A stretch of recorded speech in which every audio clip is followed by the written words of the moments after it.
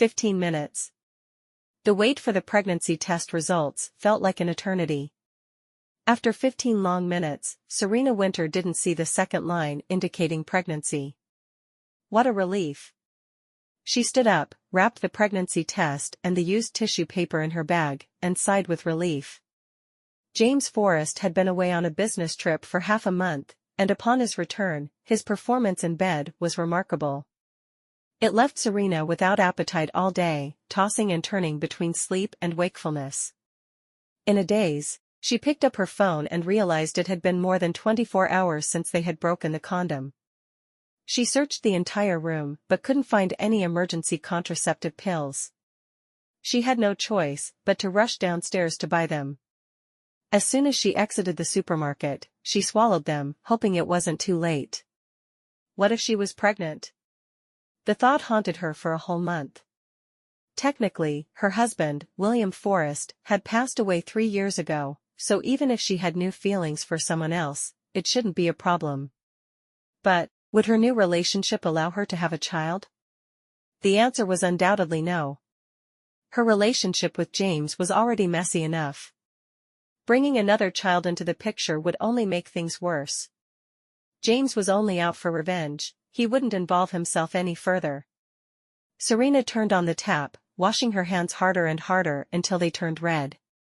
The sink filled with water, reflecting her pale, gaunt face, looking haggard and anxious. It was unbearable. She looked up at the grand, spacious bathroom of the Forrest family mansion, the mirror reflecting her exhausted face. 3 years had passed, but when would this kind of life come to an end? Serena collected herself, adjusting her expression. Today, there was a family banquet at the elder Mr. Forreston, with a house full of relatives and friends. She couldn't afford to be delayed for too long. Stepping outside, she took a deep breath and made her way to the banquet hall on the ground floor. The Forrest family held a family banquet at least once every season. Old Forrest loved festivities and placed great importance on family. After his eldest son, William Forrest, passed away, he became even more concerned about his family, which was why even someone as unwelcome as Serena, the widow of his eldest son, had to attend. Would everything be different if William were still alive? Yes, undoubtedly. If he were still alive, they might not have gotten married at all, then. Oh. My. A hand wrapped around Serena's waist from behind, while another covered her mouth. A sturdy chest pressed against her back, and the faint scent of pine filled her nostrils. Serena froze as she was dragged into a room beside the corridor. The man pinned her against the door, his voice harsh in her ear. Darling sister-in-law, I've missed you. James. This is the ancestral home you should call me. Fifth brother. You know this is the ancestral home. Is this how you treat your elders? James chuckled coldly. An elder 2 years younger than me? You don't look like an elder in this state. With that, he stuck out his tongue and licked her neck. Serena shuddered all over, a whimper escaping her lips. Serena, don't disgust me. James said. Who's disgusting who? Serena retorted. The room was dimly lit by moonlight filtering through the window. James was backlit, so Serena could only see his silhouette. His hair stood stiff, and his trousers were pushed into an odd shape. He seemed to be in a bad mood. Serena breathed out slowly. Let me go. She called James as he requested, but it didn't appease him. Instead, James tightened his grip on her wrist, even lifting something up with his free hand. What is this? My darling sister-in-law? Serena turned her gaze to see a shape in the moonlight. She instantly felt her heart in her throat. Seeing her silence, James laughed. A pregnancy test. Sister-in-law.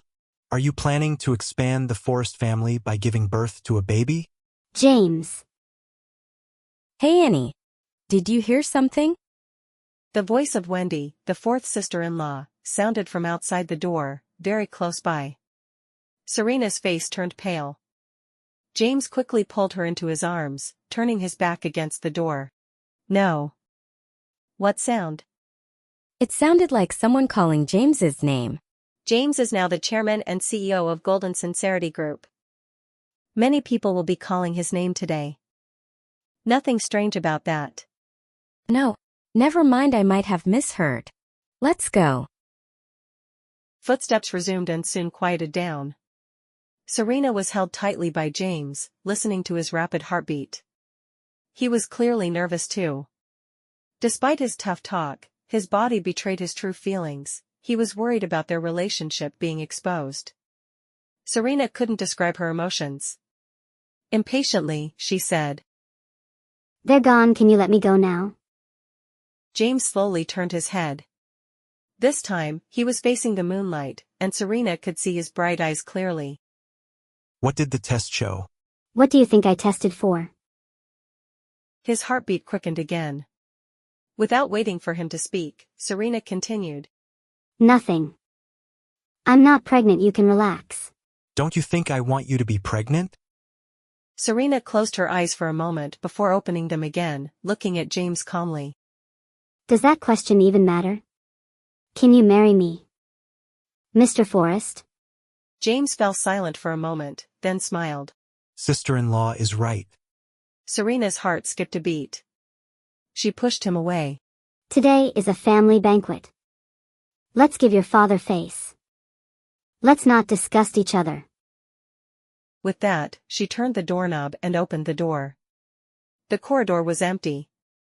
She took the opportunity to walk out, quickly descending the stairs.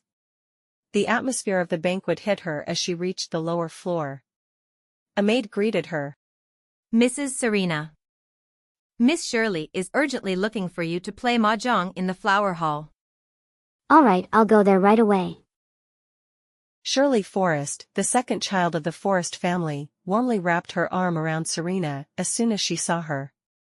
She kept talking excitedly. Where have you been? You have to cooperate with me later. I must win back a game from that girl or else my title as the god of mahjong will be in jeopardy. All right, I'll do my best. At the mahjong table surrounded by relatives, seeing Shirley bring Serena over, Annie chuckled. Finally. We have some help. Serena quickly sat down and started picking tiles, listening to their idle chatter. In my opinion, how could the Liu family possibly compete with our Forrest family? I can only advise her to let it go. After all, James was a bit too much. Grabbing that piece of land was a bit unfair. One of them remarked. In the business world there's no such thing as fairness. Haven't you noticed that our elder Mr. Forrest hasn't said a word about it? Another replied. Of course our elder Mr. Forrest won't say anything. Golden Sincerity Group has flourished under James's leadership in recent years. Everyone outside is saying that Forrest Jr. is even better than the original. I always said James was more suitable to be the successor than William. Annie chimed in. Shirley nudged her, and she quickly added. Oh, come on, let's focus on the game. Serena smiled faintly, her mind not on the game but on the conversation in the living room. James had come down after they had played the second round of mahjong, becoming the center of attention. In the midst of their conversation, she faintly heard two words, James' engagement. Her intuition told her it had something to do with James, making her even more distracted. Serena, are you giving away tiles that easily? I can't accept losing like this. Annie shook her head. Serena snapped out of her thoughts and chuckled. Sorry, it's not about the tiles. I'm just a bit tired. How's your mother's illness? Maybe you should consider changing hospitals. The conversation continued. The sound of Annie was abruptly interrupted by the sound of another glass being tapped. Everyone turned to see Wendy entering the room, holding a glass in one hand and something familiar in the other. Everyone. I have a big discovery. Wendy said mysteriously. I found a pregnancy test upstairs.